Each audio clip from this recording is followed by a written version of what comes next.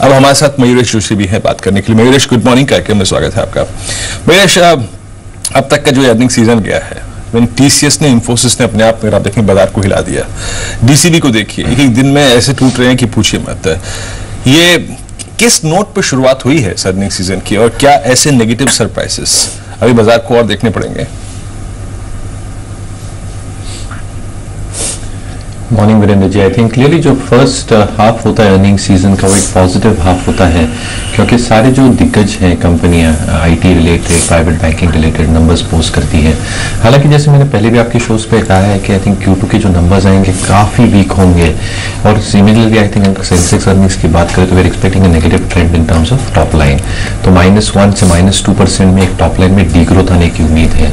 Margin expansion कुछ sectors में जैसे एचयूएल में आपने देखा वो एविडेंट था, लेकिन जैसे वॉल्यूम ग्रो हुई at the cost of competitive pressures and at the cost of price deflation, I think the valuations there itself are very very weak। तो मुझे लगता है आईटी कंपनी ने निराशाजनक एक फोरकास्ट दिया है। डीसीपी जैसे बैंक ने आई थिंक जैसे इन्होंने एक्सपेंशन प्लान्स दिए हैं उसमें एक डेफिनेट डाइल्यूशन होगा रिटर्न रेशियोज में। एचयूएल इज क्लियरली डिसअपॉइंटेड, जो एक जनरल ट्रेंड रहेगी एफएमसीजी में, barring a few exceptions here and there, but generally I think earning season markets ने डिस्काउंट कर लिया है कि थोड़ा खराब भी हो सकता है in Q2 and even in Q3 going forward. जी, चलिए अब बात करते हैं पावर सेक्टर की। काफी समय से बातचीत हो रही है कि सरकार जो debt ridden power distribution companies हैं उनकी सेहत सुधारना चाहती है, और अब डिस्कॉम्स के कर्ज को रिस्ट्रक्चर करने के लिए जो मंत्रालय है वो जल्द कैबिनेट में एक प्रस्ताव लाएगा। पीयूष गोयल के मुताबिक केंद्र सरकार डिस्कॉम्स की दिक्कतों को हमेशा के लिए खत्म करने के पक्ष में है, और इसके लिए राज्यों और बैंकों के साथ बैठक जारी है। राज्य और बैंक दोनों ही डिस्कॉम्स के कर्ज को रिस्ट्रक्चर करने को तैयार हैं। तो अब जो लेटेस्ट डेवलपमेंट है वो ये है, जिसमें पावर मिनिस्टर पीयूष गोयल ने कहा है कि वो जल्द एक प्रपोजल लाएंगे। जो 4 लाख करोड़ के लोन्स हैं उनको रिस्ट्रक्चर करने के लिए जल्द एक प्रपोजल कैबिनेट में आएगा। क्या कहा उन्होंने, सुन लेते हैं। Every bank, and you are aware that I've had meetings with all the banks who have lent money to the DISCOMs. I've personally sat with them. Every single one of them has hailed, welcomed, appreciated, and if I may venture to say, thank the central government and Prime Minister Modi for the innovative way in which a permanent resolution to the DISCOM crisis has been worked out. Banks are delighted at the entire proposal, and in the days to come the banks will see a significant improvement in their working, in their profitability, in their capital adequacy ratios, and the stress, strain and impairment that banks have been worried about from the power sector, I am confident in the days to come will be a thing of the past. This is finally providing hard budget constraints which will resolve the financial stress of DISCOMs for lifetime.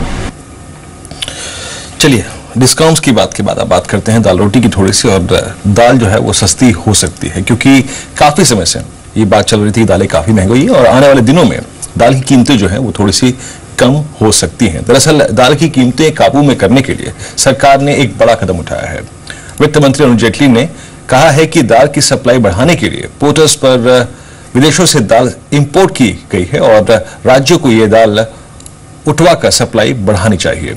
केंद्र सरकार price stabilization fund से ports के handling charges, दाल की transportation cost और processing charges का भुगतान करेगी।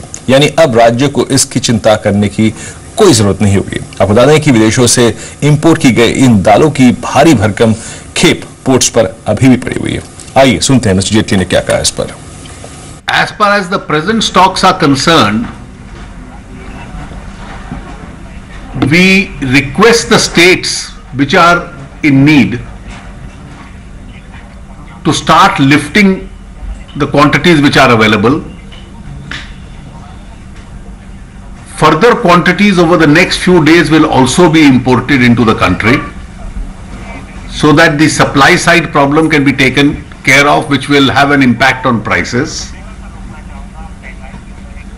We've also decided to invoke our price stabilization fund, and therefore the handling charges at the port, the transportation charges, the milling and the processing charges,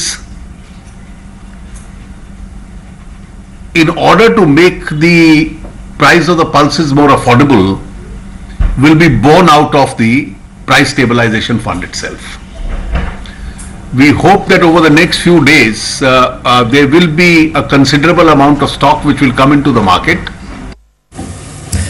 Mayuresh, power sector पर आपके comments क्या हैं? अभी जिस तरह से आपने खबर सुनी कि कैबिनेट में जल्द प्रपोजल रखा जाएगा डेट रिस्ट्रक्चरिंग को लेकर, लेकिन अब तक जिन भी विशेषज्ञों से हमारी बातचीत हुई उनका कहना है कि लोन रिस्ट्रक्चरिंग आप करेंगे डेफिनेटली एक पॉजिटिव मूव होगा, लेकिन जो प्रॉब्लम एरियाज हैं, जो सब्सिडी को लेकर कंसर्न्स हैं, जो टैरिफ को लेकर कंसर्न्स हैं, उनको रिजॉल्व करने की जरूरत है अगर सही मायने में इस सेक्टर में बदलाव लाना है तो। आपकी सोच क्या है? So clearly, I think, Dipali ji, I think ये issues I think persistent रहेंगे power sector के साथ, and it will take some time for a strong resolution to happen. Yes, I think government जो structurally reforms ला रहे हैं एक long term positive है, लेकिन कहीं ना कहीं हम देखते हैं कि एक tariff increase करना एक आसान चीज नहीं है. SCPs की जो financial health है, even if the package is probably rolled out, and you're talking about media reports of something passing on to the state, some bond restructuring happening, the मूल बात यही रहती है कि I think the total debt still remains on somebody's books. So I think tariff increases, I think, is a distinct possibility because again it raises doubts in terms of the end users, inflationary bills going up. So मेरे हिसाब से I think एक resolution in terms of a long-term solution will still take some time. In terms of cash flows for companies affected by this sector, उसके लिए भी समय लगेगा. तो मुझे लगता है I think PFC, REC जो utility companies हैं, हालांकि I think earnings growth अच्छी पोस्ट कर रही हैं, I think for a structural re-rating it will still take some time. जी चलिए, तो पीएफसी आरएससी स्टॉक्स पर नजर रखी जा सकती है। 9 बजे हो और अब वक्त हो गया है शेयर बाजार लाइव को यहीं समेटने। अब शुरुआत करेंगे रोज की तरफ फर्स्ट ट्रेड की, और पहले देख लेते हैं हेडलाइंस। वॉलमार्ट और बोइंग ने तोड़ा अमेरिकी निवेशकों का सेंटीमेंट। डाउ जोन्स लगभग 150 अंक टूटकर हुआ बंद। बिक्री पर वॉलमार्ट की गाइडेंस आने के बाद शेयर में लगभग 10% की गिरावट।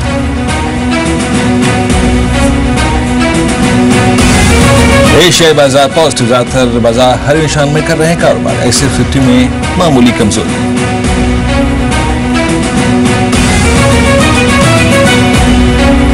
माइंट्री और LIC हाउसिंग फाइनेंस के नतीजे आज। जी बिजनेस अनुमान के मुताबिक दूसरी तिमाही में 13% बढ़ सकता है माइंट्री का मुनाफा। LIC हाउसिंग फाइनेंस के मुनाफे में भी दिख सकता है करीब 21% का उछाल।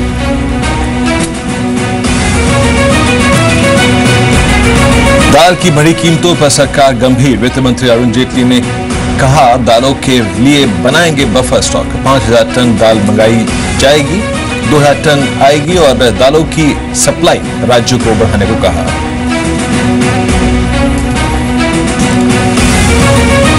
और वोडाफोन भी इक्विटी मार्केट में देगी दस्तक, जल्द लाएगी अपना IPO। कंपनी के ग्रुप CEO का बयान, IPO लाने की तैयारी शुरू।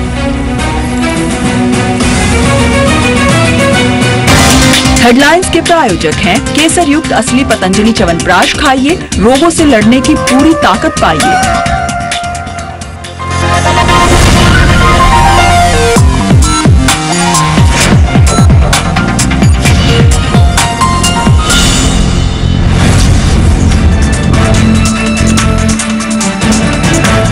नमस्कार, आप देख रहे हैं फर्स्ट ट्रेड, मैं हूं रजत। फर्स्ट ट्रेड में आप सभी का स्वागत है। एसएक्स निफ्टी आज भले ही रेंज में हो, लेकिन अब इनफैक्ट 25 अंक ऊपर आ चुका है, लेकिन 32 अंक इनफैक्ट अब, लेकिन स्टॉक स्पेसिफिक एक्शन काफी ज्यादा आपकी स्क्रीन पे करीब 32 अंक नीचे 8159 की ट्रैजेक्टरी में निफ्टी कारोबार कर रहा है। देखिए 8159 फिर से कहूंगा, इसका मतलब ये है कि 8200 के बेहद नजदीक, और 8200 के जब नजदीक होता है तो 8100 से थोड़ा दूर होता है।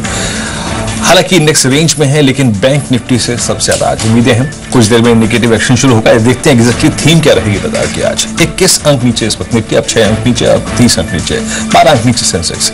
BHL बिल्कुल फ्लैट 209 की ट्रैजेक्टरी में कारोबार करता हुआ। BPCL बिल्कुल फ्लैट 862 पे, गेट 315 पे 55 पैसे ऊपर, और MNM पूरा बाजार फ्लैट नजर आता है। LNT करीब 6 रुपए नीचे, करीब 1541 के स्तर पर। भारतीय एयरटेल 2.25 रुपए नीचे है। मारुति सुजुकी 20 रुपए इस वक्त ऊपर कारोबार करता हुआ 42 के स्तर पर। रिलायंस बिल्कुल फ्लैट, और केन इंडिया करीब 155 के स्तर पर 3.5 रुपए नीचे कारोबार कर रहा है। टाटा मोटर्स बिल्कुल फ्लैट 353 के स्तर पर।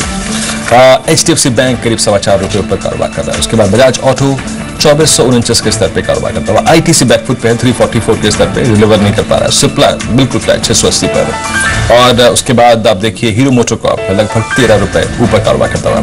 65.3 के अगेंस्ट गजब आज सुबह 64.75 पे, यानी अगर आप देखें एक शानदार 28 पैसे की मजबूत ओपनिंग अगर आप देखें भारतीय रुपए की हुई है, तो अच्छी ओपनिंग रुपए की।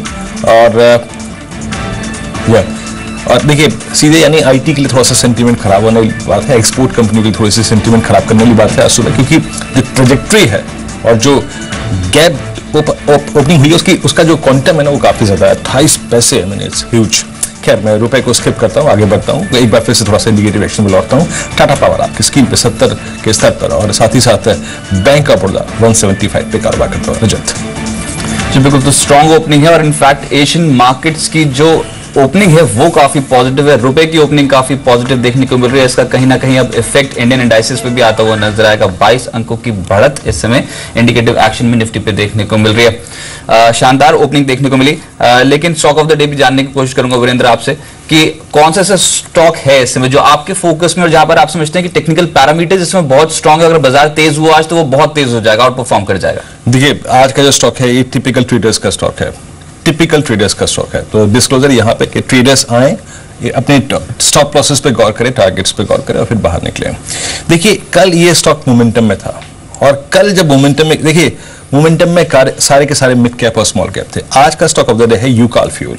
जरा दीपक प्लीज एक बार पहले ईयरली चार्ट्स दिखाइए इसके, ईयरली ऑफ यूकॉल फ्यूल। आप देखिए प्रत्यक्ष को प्रमाण की जरूरत नहीं होती है, वही है एग्जैक्टली यहाँ पर, प्लीज ईयरली। और जरा एक बार 6 मंथ पे भी आइए एक बार। 6 मंथ पे अगर आप देखें क्लियर मैंडेट था कि एक बेस फॉर्मेशन हुआ, पूरा अगस्त सितंबर इसने एक बेस क्रिएट किया, और उस बेस के ठीक ऊपर खड़े थे 3 एवरेजेस, याद रखिएगा। बेस था, बेस से निकल नहीं पा रहा था, बेस के ऊपर 3 एवरेजेस थे, 50, 100 और 200 MA। ये 3 एवरेजेस इसके ऊपर थे, लेकिन कल इसने अच्छे वॉल्यूम्स के साथ, कमिटमेंट के साथ उन तीनों एवरेजेस को, याद रखिए एक ही सेशन में 3 एवरेजेस को विद 51% डिलीवरी वॉल्यूम्स और 2 महीने के सबसे स्ट्रॉन्गेस्ट वॉल्यूम्स के साथ क्रॉस किया। नेक्स्ट सप्लाई जोन कहां है अगर मैं चार्ट के लिए देखूं तो शायद 116 से लेकर 119 के क्लस्टर में नेक्स्ट सप्लाई जोन है। और एक चीज कहना चाहूंगा मैं, अगर आप इसको शायद एक medium term point of view से देखना चाहते हैं तो प्लीज इसको डेली पे मत देखिएगा, फिर आप आइए मंथली चार्ट्स पर, और मंथली चार्ट्स पर जाके देखिए 3 averages, 50 month exponential moving average, 100 month exponential moving average और 200 मंथ एक्सपोनेंशियल मूविंग एवरेज। देखिए 73 से लेकर 83 की ट्रेजेक्टरी में, 10 रुपए की ट्रेजेक्टरी में ये तीनों एवरेजेस थे मंथली चार्ट्स पर, लेकिन ये गिरावट के दौर में उन 3 एवरेजेस के नजदीक भी नहीं गया, वहां से लगभग 10 रुपए ऊपर, यानी मैंने 3 एवरेज का जिक्र किया है यहाँ पे, जो कि नियरेस्ट एवरेज था वो था 82, और ये घूम गया 87 से। आप देखिए 87 से लेकर 92 के बीच में मंथली चार्ट पर जो कैंडल्स के जो लोअर शेडो है वो काफी बड़े बड़े हैं। याद रखिए बड़े लोअर शेडोज का मतलब होता है कि स्टॉक उस ट्रेजेक्टरी को तोड़ने को तैयार नहीं है। इस केस में 94 से लेकर 96 की ट्रेजेक्टरी को स्टॉक वॉलेट करने को तैयार नहीं था।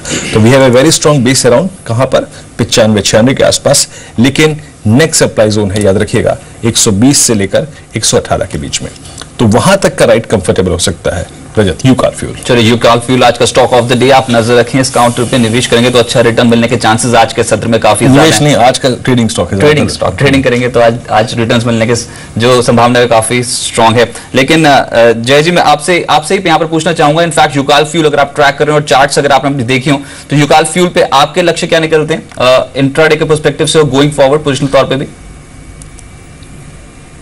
बिल्कुल रजत, इंट्राडे पर्सपेक्टिव कल के ट्रेडिंग सेशन में अगर देखा जाए तो कल 40 डेली एक्सपोनेंशियल मूविंग एवरेज में से कल अच्छी एक हमें ऊपर ट्रेड करते हुए देखने मिला। कल अच्छा एक ट्रायंगल पैटर्न से भी स्टॉक ने ब्रेकआउट दिया है। मेरा ये मानना है इंट्राडे स्पेसिफिक 115-116 के लेवल्स मिनिमम देखने मिल सकते हैं ये स्टॉक में, और अगर उसके ऊपर ट्रेड करता है तो then we can see 127 also.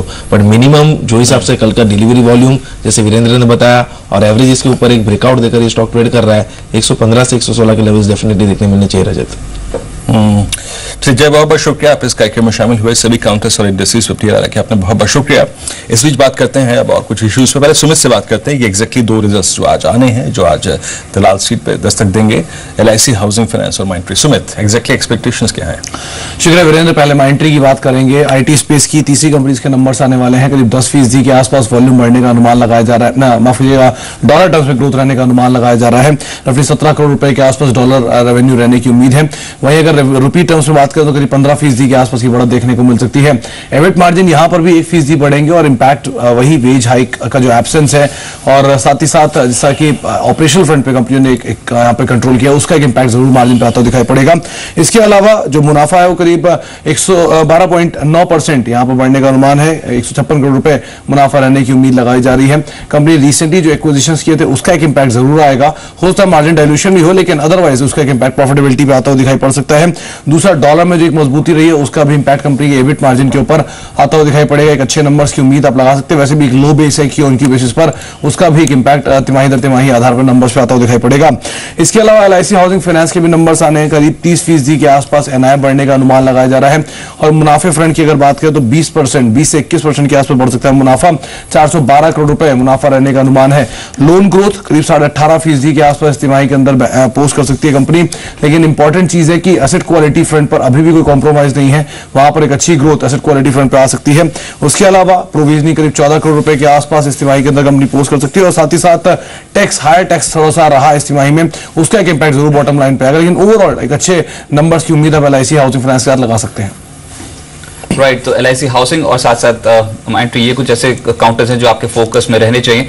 लेकिन साक्षी में आपके पास आता हूं, आज की ट्रेडिंग पिक्स बताएं, कहां पर नजर है इस समय ट्रेडर्स की और कौन से पिक्स उन्होंने एडवाइस की जहां पर अच्छी तेजी बन सकती है गोइंग फॉरवर्ड? शुक्रिया रजत। आज की पहली ट्रेडिंग आइडियाज प्रदीप सुरेखा की तरफ से हैं। ACC पर इनकी खरीदारी की सलाह है। टारगेट बताया 1410 का और स्टॉप लॉस बताया 1348 का। इसके अलावा कर्नाटका बैंक पर भी ये पॉजिटिव व्यू रखते हैं। टारगेट बताया 136 का और स्टॉप लॉस लगाने के लिए कहा है 128.50 का। चंदन तापरिया की तरफ से राय है। सेंचुरी टेक्सटाइल्स पर पॉजिटिव राय है। टारगेट बताया 574 और स्टॉप लॉस लगाने के लिए कहा है 540 का। इसके अलावा SRF पर भी इनकी खरीदारी की ही सलाह है। टारगेट बताया 1320 का और स्टॉप लॉस हम लगा सकते हैं 1212 का। आज की आखिरी ट्रेडिंग पिक्स पुनीत किंद्रा की तरफ से हैं। दोनों ही फार्मा स्पेस से इनकी पिक्स हैं। ल्यूपिन पर खरीदारी की सलाह है। टारगेट बताया 2125 का और स्टॉप लॉस हम लगा सकते हैं 2030 का। इसके अलावा औरो फार्मा पर भी इनकी खरीदारी की सलाह है। टारगेट बताया 840 और स्टॉप लॉस बताया 790 का। ओवरऑल अगर देखें सभी का आज एक बुलिश स्टांस है। बुलिश स्टांस है सभी का ही। अंचल मेरे सहयोगी अब जुड़े मेरे साथ। अंचल, बताएं कि ब्रोकिंग हाउसेस रिपोर्ट से कहती थी। इनफैक्ट कल बहुत इंपॉर्टेंट नतीजे आए थे जी एंटरटेनमेंट के और साथ ही साथ HUL के। ब्रोकिंग हाउसेस व्यूज का कहते हैं दोनों कंपनी के। बिल्कुल रजत, पहले जी की बात करते हैं। 2 ब्रोकर्स ने उसको कवर किया। Bank of America Merrill Lynch ने जी की जो बाय रेटिंग है उसे बरकरार रखा है।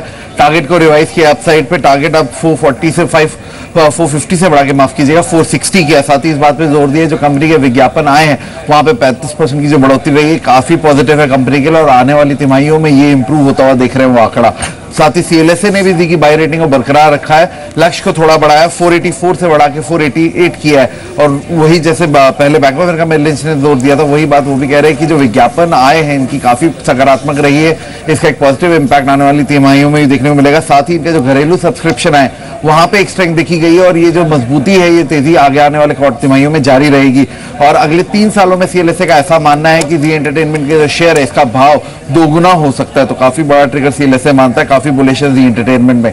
वहीं HUL की अगर बात करें तो Bank of America Merrill Lynch ने बेशक न्यूट्रल रेटिंग को ही बरकरार रखा है, लेकिन जो टारगेट है उसे 950 से अब घटाकर 891 किया है। और इस बात पे जोर दिया जो Q2 था उसमें वॉल्यूम ग्रोथ अच्छी रही थी, लेकिन दिक्कत आई थी एक तो कंपनी के ऊपर ज्यादा एडवर्टाइजमेंट एंड पब्लिसिटी खर्च था। साथ ही जो टैक्स रेट था वो ज्यादा था जिसकी वजह से ओवरऑल नतीजे डैम्पन हुए। तो वो कंट्रोल करना काफी आवश्यक होगा कंपनी के लिए आने वाली तिमाहियों में। और दूसरा, क्रेडिट स्विस ने HUL पे अपनी ओवरवेट रेटिंग को मेंटेन रखा है। टारगेट इन्होंने भी थोड़ा रिवाइज किया है। इन्होंने अपना टारगेट 990 से घटा के 920 किया है। और सेम तर्ज पे ही ये भी बोल रहे हैं कि कंपनी के ओवरऑल अगर आप परफॉर्मेंस देखें डेफिनेटली ऑपरेटिंग फ्रंट पे प्रेशर जरूर आए क्योंकि कंपनी ने प्राइस कट किए थे अपने प्रोडक्ट्स के। लेकिन जो सबसे क्रिटिकल चीज है वो ये है कंपनी का एडवर्टाइजिंग खर्च बहुत ज्यादा है, उसे कंट्रोल करना बेहद जरूरी है।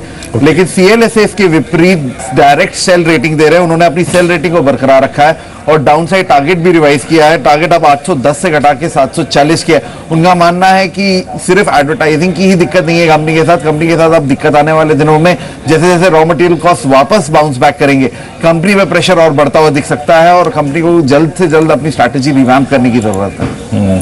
तो एक्चुअल पे बहुत सारे, अगर आप देखें, नेगेटिव हाउस व्यूज आए हैं। खैर, शुक्रिया सुमित, साक्षी और अंचल, आप सभी का। लेकिन मैं एक चीज आई थिंक मैं फोकस करना भूल गया। एमईपी इंफ्रा के बारे में बता दूं मैं आपको। यहाँ पर स्टॉक्स टू वॉच में भी था, सुबह सुबह अंचल ने बताया था। यहाँ पे एचडीएफसी म्यूचुअल फंड ने लगभग एक ब्लॉक डील के जरिए 90 लाख शेयर खरीदे। रजत, बाकी ये बताइए, एचडीएफसी म्यूचुअल फंड का तो आपने क्या ट्रैक रिकॉर्ड बना होगा। देखिए, एचडीएफसी म्यूचुअल फंड जो है ना, वो ऐसे वैल्यू बायर्स को पिक करने के लिए, वेल्थ क्रिएटर्स को पिक करने के लिए माने जाते हैं। अब तक क्योंकि टेक्निकल प्रोजेक्शंस थे नहीं इस पर, तो बहुत संक्षेप में आपकी राय एमईपी इंफ्रा पर, मयूरेश? वीरेंद्र जी, एमईपी इंफ्रा तो मैं कवर नहीं करता, लेकिन अगर यही स्पेस में कोई लॉन्ग टर्म इन्वेस्टर्स को देखना है तो एक एमबीएल इंफ्रा करके कंपनी है। आई थिंक ये भी बॉट प्रोजेक्ट्स में है। और अगर हम देखें कि जितने इक्विटी इन्फ्यूजन अभी बाकी है in the existing projects, almost 57 crore is only remaining, जो आराम से कंपनी इंटरनल अक्रूवल्स के साथ सफाइज कर सकती है। Once these both project start adding to the cash flows Q4 के बाद, हमें लगता है कि सब्सटैंशियल इंप्रूवमेंट होगी in the EBITDA margin front, और टॉप लाइन में भी I think you will see substantial growth going forward. तो मुझे लगता है even at the current valuations MBL infra पाके अच्छी लग रही है। तो मुझे लगता है long term investors can definitely look at the stock on declines.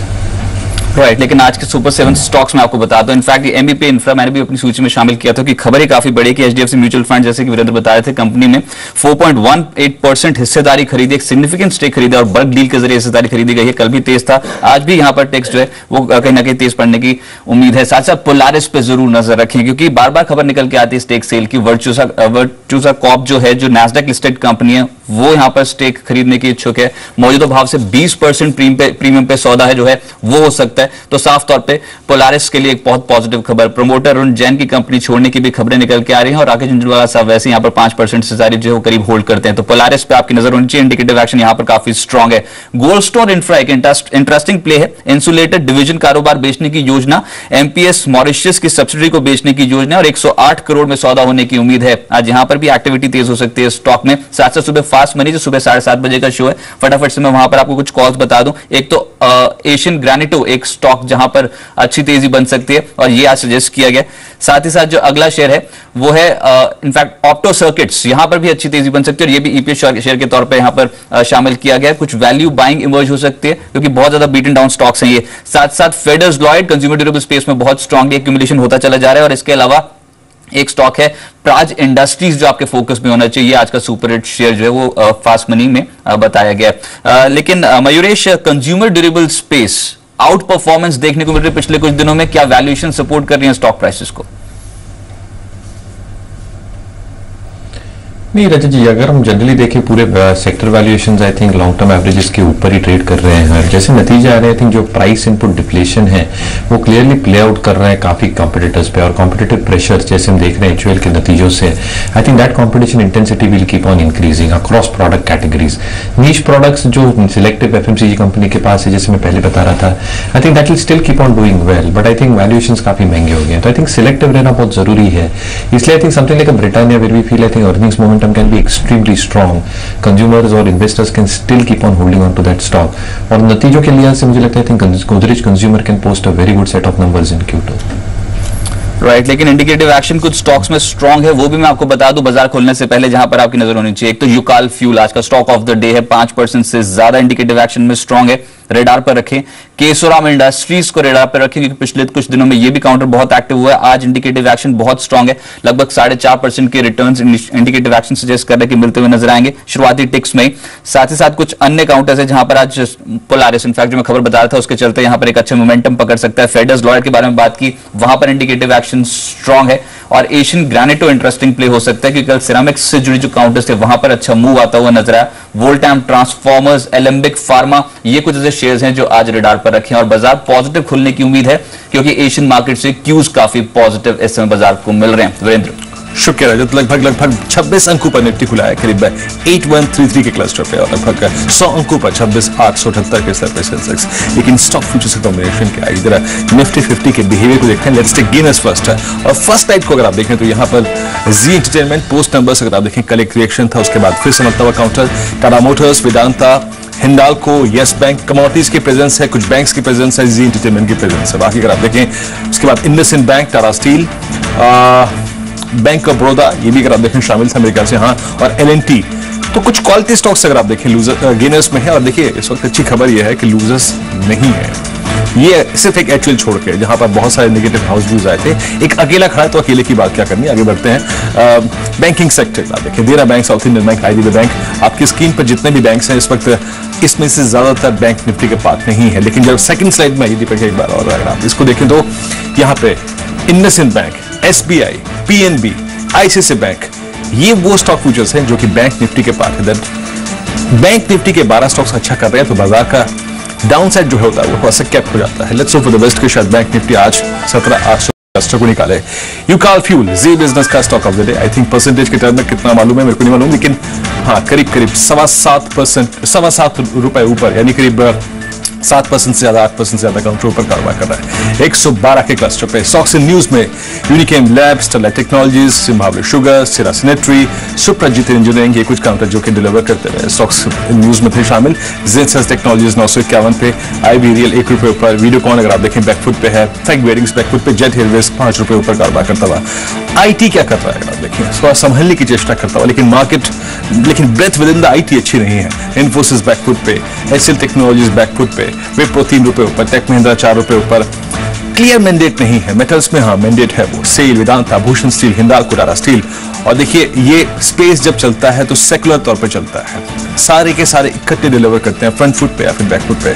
Cements क्या कर रहे हैं, मिक्स्ड है, लेकिन फ्रंट लाइन सीमेंट ठीक है, ACC, UltraTech, Ambuja cement. Rest अगर आप देखें मिड कैप पर सीमेंट्स, जेके सीमेंट, जेके लक्ष्मी सीमेंट बैक फुट पे खड़े हैं। एज ए ट्रेडर मेरे को क्या चाहिए, कंफर्ट चाहिए, मेरे को एक सेकुलर मूव चाहिए। पूरा सेक्टर डिलीवर कर रहा है तो ठीक है, पकड़ूंगा स्टॉक में ही इस स्पेस से। एमएनएम 6 रुपए ऊपर, लेकिन फोर्स मोटर्स अपने ट्रेडिंग करियर के ऑल टाइम हाई पर कारोबार करता हुआ। एसएमएल 15 रुपए ऊपर, आयशर मोटर्स डिलीवर कर रहा है, टाटा मोटर्स डिलीवर कर रहा है, तो वो अच्छा है। बाकी निफ्टी करीब 38 अंकों पर, 8146 पर, 8100 से दूर लेकिन बेहद नजदीक 8180 के पास। मानस से ओपनिंग कर रहा है आपकी। देखिए ओपनिंग तो बढ़िया हुई है, जैसे मैंने पहले मेंशन किया कि सबसे इम्पोर्टेंट है निफ्टी का 50 डे मूविंग एवरेज जो कि 8070 के आसपास है। जब तक निफ्टी उसके ऊपर ट्रेड कर रहा है तब तक कोई भी गिरावट बाइंग अपॉर्चुनिटी है। मैं समझता हूं कि आने वाले 2 से 3 हफ्ते में निफ्टी 8350 तक के लेवल्स को टेस्ट कर सकता है। तो बिल्कुल मैं समझता हूं कि खरीदारी के मौके हैं जहां पर आपको स्टॉप लॉस 8070 का लगाना है। चलिए, लेकिन सेक्टर स्पेसिफिक जो आज मूव्स मिल रहे हैं उसमें मेटल्स फिर से आउटशाइन कर रहे हैं। सीमेंट पैक पे अच्छी तेजी देखने को मिल रही है, कंज्यूमर ड्यूरेबल्स, ऑटो, इन सभी काउंटर्स पे आज जो रिएक्शन है वो काफी पॉजिटिव पड़ता हुआ नजर आया। फटाफट से मिड कैप का हाल देख लेता हूं क्योंकि वैल्यू कैचअप और रिजल्ट सीजन में मिड कैप ज्यादा आउट परफॉर्म करते हैं। तो आज IVRCL एक स्टॉक है जो इसमें जोरदार तेजी पकड़े हुए, double digit returns initial takes में ही IVRCL में भी देखने को मिले। साथ साथ यूकाल फ्यूल की बात हम सुबह से ही कर रहे हैं, in fact stock of the day, और यहां पर अच्छे रिटर्न्स यहां पर देखने को मिल रहे हैं। IVRCL अब 13% ऊपर है, यूकाल में जोरदार स्ट्रेंथ देखने को मिल रही है। निटको इसको ट्रैक करते हैं क्योंकि कल जो था ये आपको बताया गया था मालामाल डेली के रूप में, और आज भी लगभग 6% की तेजी निटको में। कल अपर फ्रीज पे खड़ा था काउंटर, आज खुलते ही यहाँ पर 6% ऊपर आ गया। साथ साथ पोलारिस एक और स्टॉक जहां पर आज जो ट्रेडर्स है वो बेट पॉजिटिव लगा रहे हैं, और केसोराम, ये कुछ ऐसे स्टॉक्स हैं जहां पर आज मोमेंटम जो है वो काफी स्ट्रांग देखने को मिल रहा है। मानस आपके पास में आता हूं, इनफैक्ट केसोराम के ऊपर आपकी राय क्या है, क्योंकि 3.5% ऊपर है फिलहाल 88 के जोन पे, क्या करना चाहिए?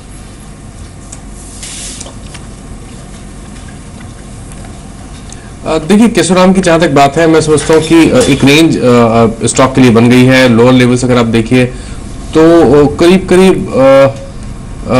85-84 लोअर बैंड लगता है, और हायर बैंड देखिए तो करीब 100 रुपए और 110 रुपए के आसपास लगता है। ब्रेकआउट की बात है तो मैं समझता हूँ 110 के ऊपर स्टॉक में बड़ी लॉन्ग पोजीशन बनानी चाहिए। बट हाँ, ट्रेडिंग की जहां तक बात है, पॉसिबल स्टॉक 92-93 के लेवल्स टेस्ट करे। इस बीच जी एंटरटेनमेंट 396 पर आप देखिए क्या होता है, अर्निंग्स के बाद स्टॉक को ब्रोकिंग हाउसेस को, इंडिविजुअल्स को समझने में थोड़ा सा वक्त लगता है। पोस्ट नंबर्स एडजस्टमेंट के बाद अगर आप देखें, कल की एडजस्टमेंट के बाद, एडजस्टमेंट इन द सेंस कि रिएक्शन के बाद आज स्टॉक थोड़ा सा डिलीवर करता हुआ। मैं आपको सुबह भी यही चीज बोल रहा था, देखिए जो कल रिजल्ट्स में आपको एक चीज नजर आई होगी वो पहले से ही नोन थी मार्केट को, वो पहले से ही नोन थी। आगे बढ़ते हैं, वेदांता डिलीवर करता है, टाटा मोटर्स 360 के स्तर पर, टाटा स्टील अगर आप देखें करीब 3.25 रुपए ऊपर है। लेकिन स्ट्राइक क्या कर रही है, कोई चीज जो स्ट्राइक कर रही है कि हाँ भाई मैं डिलीवर कर सकता हूं। याद रखिए, आप एक स्टॉक देखिए आईटीसी, आईटीसी इस वक्त चार्टी के लिए आप मुझसे पूछें तो सबसे कंफर्टेबल लग रहा है। और देखिए एचयूएल का डैमेज होना ये आईटीसी के लिए एक और ये सकारात्मक पहलू है।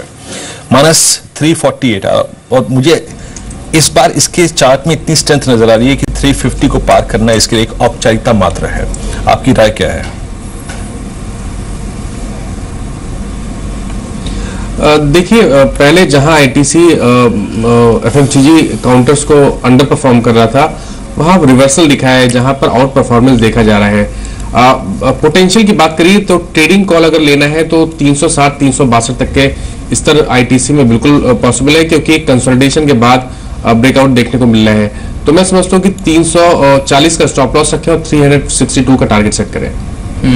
मयूरेश, ये जो सिरामिक्स से जुड़े हुए शेयर्स हैं ये एकदम से लाइमलाइट में आ रहे हैं। एशियन ग्रेनाइटो जैसे स्टॉक्स में अच्छी तेजी बन रही है, साथ ही नेटको जिसके मैं बारे में बात कर रहा हूं, क्योंकि नेटको जो है वो कल भी काफी तेज था, अपर सर्किट पे खड़ा था और आज भी इनिशियल इंडिकेटिव इनफैक्ट आज भी अपर फ्रीज पे वीरेंद्र नेटको यहाँ पर 10%, 2 दिन में 20%, आज भी अपर फ्रीज पे नेटको जो है वो लग चुका है। और ये कल मालामाल डेली में आपको शेयर बताया गया था, संदीप हमारे साथ जुड़ते हैं मालामाल डेली 9:30 बजे लेकर, और उन्होंने बताया था कि नेटको भी वैल्यूएशंस काफी सपोर्ट कर रही है मौजूदा स्तर पे स्टॉक प्राइस को। कल भी अपर सर्किट पे था और आज भी अपर सर्किट में, यानी 2 दिन में 20% का रिटर्न है स्टॉक से। मयूरेश, मेरा सवाल था कि ये अगर आपने ट्रैक किया हो तो सिरामिक काउंटर्स पे आपका व्यू, नेटको, कजारिया, एशियन ग्रेनाइटो जैसे स्टॉक्स?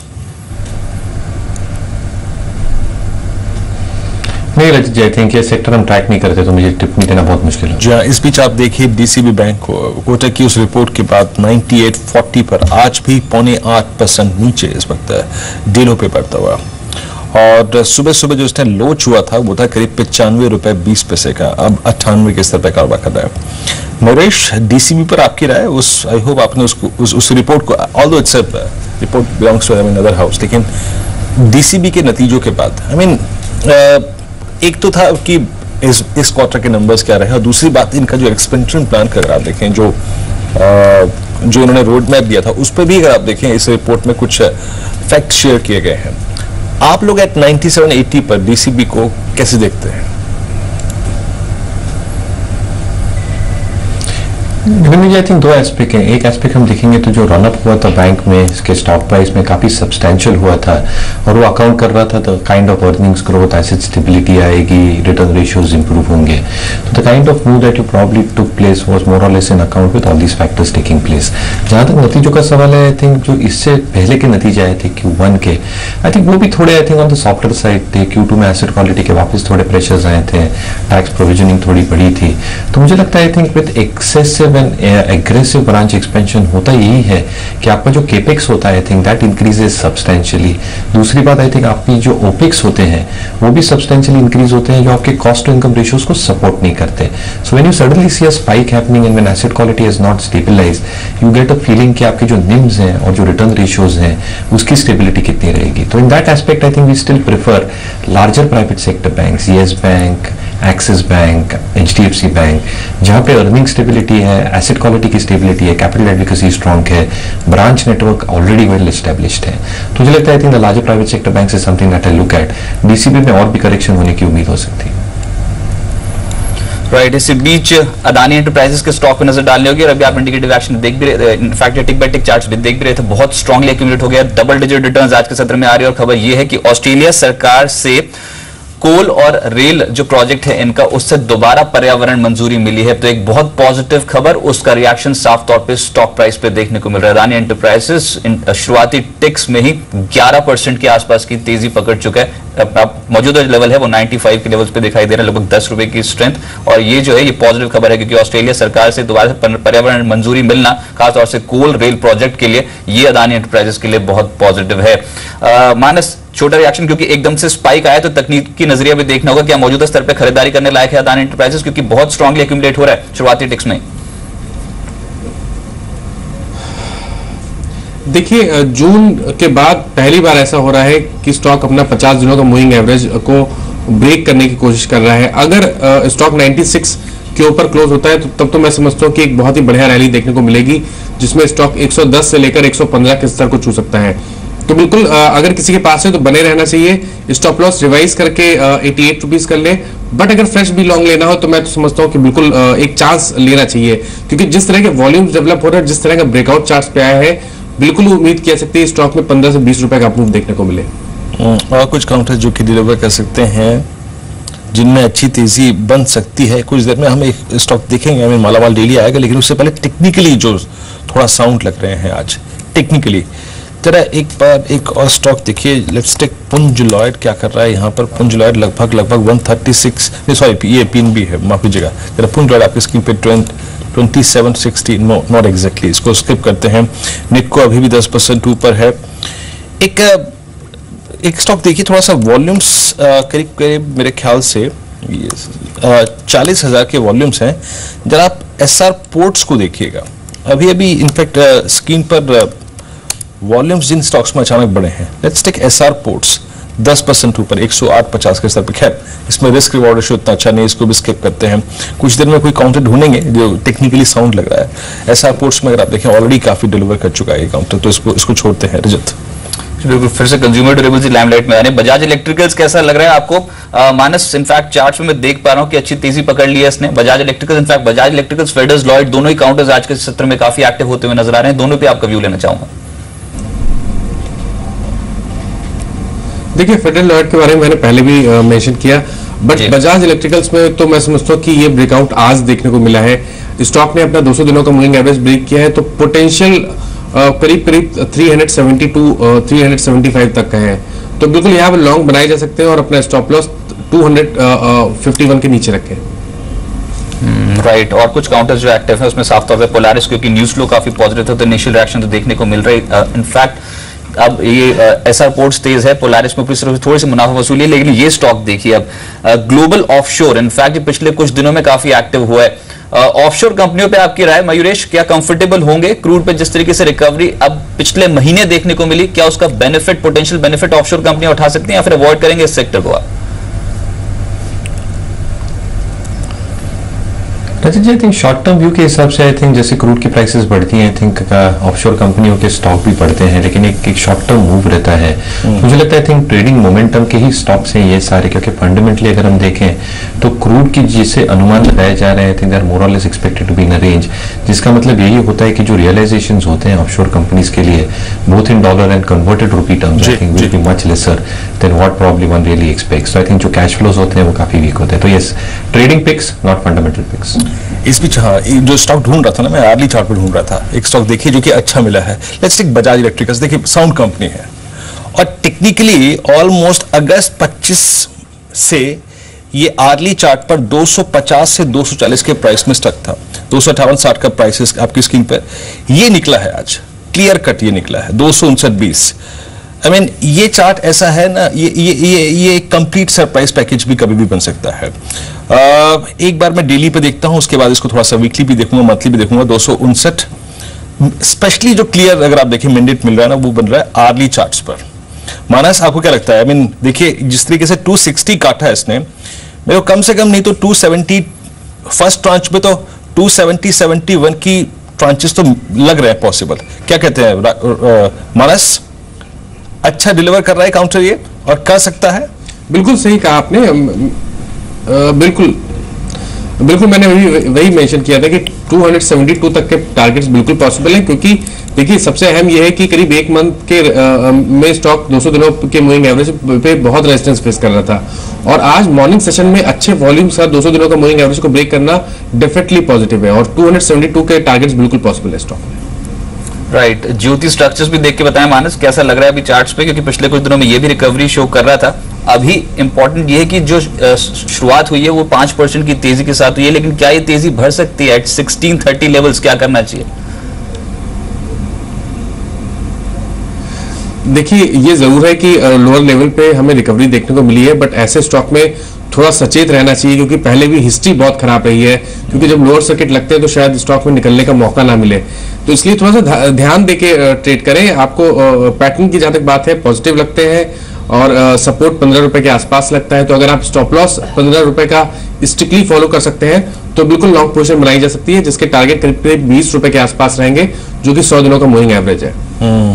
महेश, कुछ और स्टॉक्स जहां पर मिड कैप्स में स्पेशली देखिए, mid cap centre of attraction all the Nifty is day high, दिन के सर्वोच्च स्तरों पे कारोबार कर रहा है, लेकिन मैं मिड कैप्स में कुछ ऐसे स्टॉक्स जो कि आप लोगों ने अपने क्लाइंट्स के साथ शेयर करे हों, जो आप हमारे साथ शेयर कर सकते हैं, कंफर्टेबल हो आप?